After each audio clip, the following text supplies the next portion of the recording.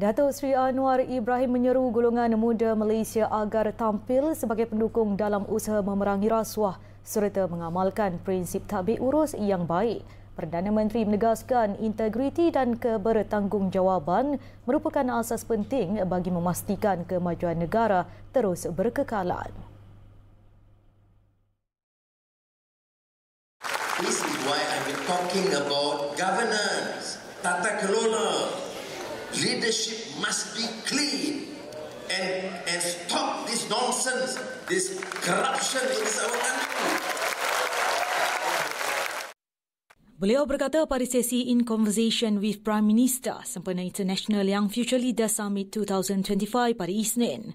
Datuk Seri Anwar berkata walaupun teori ekonomi tradisional berpendapat kerajaan perlu menaikkan cukai bagi menjana pendapatan untuk sektor seperti pendidikan, kesihatan dan infrastruktur, namun pengalaman Malaysia menunjukkan bahawa mengekang ketirisan dan membantras rasuah merupakan langkah yang lebih berkesan. Beliau berkata dalam tempoh 2 tahun kebelakangan ini, kerajaan telah berjaya memulihkan dana haram berjumlah 15.5 bilion ringgit yang diperoleh daripada pelbagai sindiket dan kartel.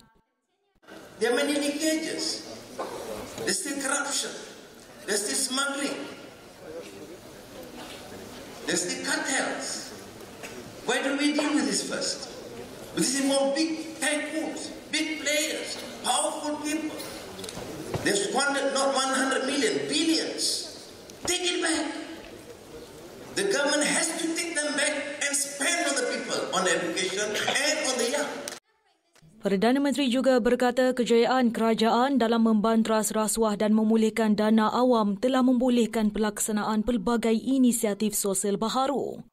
Ini termasuk pelaksanaan pendidikan percuma secara berperingkat bagi golongan miskin tegar mulai tahun depan. Inisiatif itu akan diperluas secara beransur-ansur selaras dengan penambahbaikan dalam tadbir urus dan pengurusan fiskal negara dengan matlamat jangka panjang untuk menjadikannya sebagai skim biasiswa penuh. Datuk Seri Anwar berkata bahawa jika tadbir urus kekal kukuh dan betul, ia akan diperluaskan sedikit demi sedikit sehingga akhirnya menjadi biasiswa penuh.